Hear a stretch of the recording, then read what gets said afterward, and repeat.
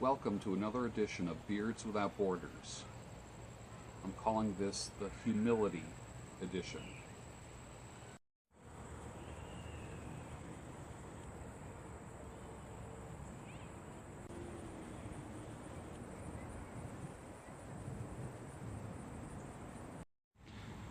Somebody said to me that I should do a video on humility.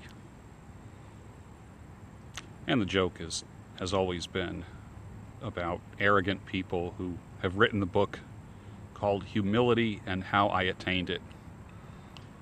I'm certainly not the author of that book.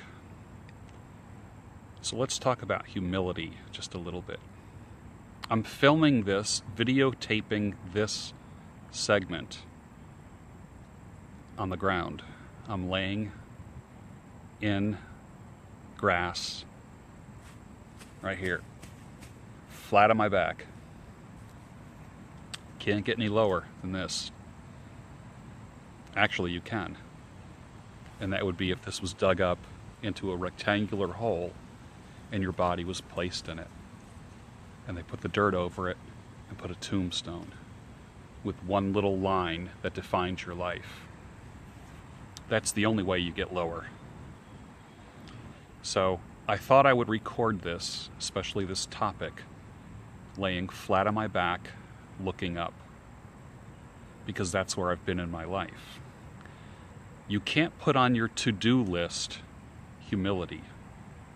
My to-do list today was make a custom beard oil, make a giveaway video, shop for hiking boots, plan out my social media strategy for the next month, check my analytics, answer emails, start looking at some new hair cutting equipment. That's on my list. But what was not on my list was get humility.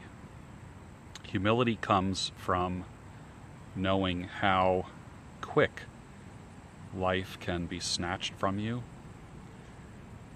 knowing how quick health can be snatched from you.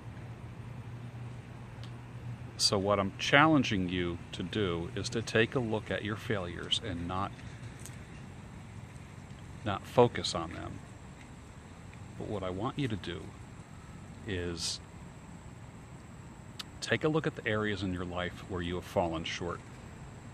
And rather than ignoring them, learn from them and realize that can happen again.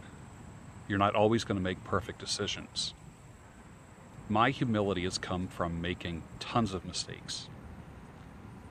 I'm not one to run around and say that I'm a victim. I am one to actually talk about my mistakes, and it's taken me a while to encapsulate the mistakes that I've made and to be able to talk about them without being embarrassed, which I actually still am embarrassed about the dumb mistakes that I've made and the decisions that I've made in the past regarding money, career, relationships, marriage, and so forth. And didn't learn my lessons. I'm a 2 or 3 timer kind of guy, and by the time you get closer to 60 than to 50, you start experiencing the 2 and 3 time mistake effect. And I guess my only response is better late than never, right? It's never too late to learn humility. But my humility has not come from a to-do list. My humility has come from knowing that I've made some wicked mistakes, that I bear emotional and physical scars from. My humility comes from knowing that I've hurt people in my life, probably more than I've been victimized. So I've hurt more people than have been hurt. I don't buy it one bit when people talk about how they've just been victimized forever, because that phrase stands. Fool me once, shame on you. Fool me twice, shame on me. So if you continue to be a victim, then it's your own fault. That's why some of these lessons are so important. But the reason why I'm filming the humility topic laying on the ground is this: I can't get any lower. I can't get lower than this. I'm on the ground looking up, and when you're humble, there's only one way to go, and that's up. I've reached my bottom in life, and this is to illustrate that that's where you might need to be. That's where you need to go. Don't act like you're standing tall when you're down here. It's okay. Now don't brag about your humility, because then it's not humility. When you approach life in a humble manner, that means you're always looking for ways to serve people, to be nicer to people. I will never forget when I was going through a divorce 12 years ago, sitting on a front porch. And I'm always one, like, if I see an ant going across the sidewalk, I go and step on the ant. I don't know why, I just always have. And there was an ant walking in front of me on the sidewalk while I was sitting in the chair, and I was just like looking down at the ant. And I consciously made a decision. He's working so hard. Just let him go. Let him go. I was so weak and so beaten down and so humbled, literally sleeping on a couch at a friend's house. Lost everything. Became homeless for a short period of time. And I didn't even have the wherewithal to step on an ant. I felt like the ant was teaching me something. An insignificant, tiny little ant crawling across the sidewalk, carrying like a little piece of food or a crumb or something, was teaching me something. And I let it go. And I'll never forget that as long as I live. Never.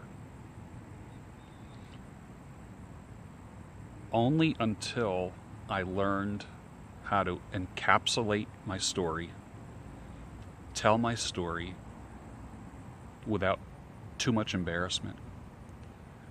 Only until I could realize that I've made the same mistakes 2 or 3 times, and then reached my bottom right here and looking up. The only way that I can look is up.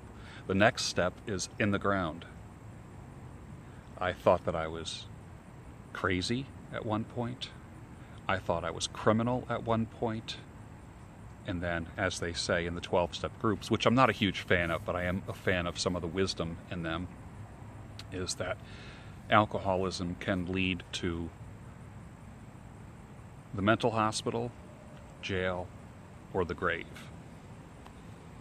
And I certainly have done the first 2, and I really don't want to do the 3rd until it's time. That's the neat thing, that you have some control over that, even though God can just say, okay, time to go, and you go. But I don't want to speed up that process. I'm not interested in that. It's never too late to become an upstanding citizen. It's never too late to start making good decisions regarding relationships. It's never too late to turn your ways around. The past does not equal the future. The past is not an indication of how you're going to act in the future. Think about this. A new life is one decision away, whether it be career or relationships. Keep that in mind. So I thought filming this, videotaping this, laying flat on my back on the ground, with the only thing being lower than me is a grave, I thought that would be a good illustration. Some of you, it's just going to go right over your head. You're going to think it's crazy. And I've taken all kinds of risks with these videos. For some people, the Army of Average, see Students Unite, right? When the Army of Average has a fire lit underneath them, they become unstoppable. You are becoming unstoppable. Wherever you are, whoever you are in the world. This video and these videos have made the world a very small place. You can relate. If you made a video like this, some of you would be laying in a desert. Some of you would be laying in a jungle. Some of you would be laying on blacktop in a city. So I know this is reaching a lot of people. Some of you would be in a hayfield a cornfield. Some of you would be amongst oil fields. Some of you would be laying on snow or in mountains. But think about how low you can possibly go before you're in the grave. What a great teacher. Don't seek out that place in life. Don't seek out. Don't purposely screw up so you can experience this. But everyone has screwed up if they're honest with themselves in one way or another. If you're honest with yourselves. And that's what we're about. And that's how I can find my peace. Through my faith, which helps me realize that humility is a strong thing. In my weakness, I find strength. Not in my strength. Not in my overt strength, but in my weakness. That is when I am the strongest. Some of you know what I'm talking about. Thanks for watching.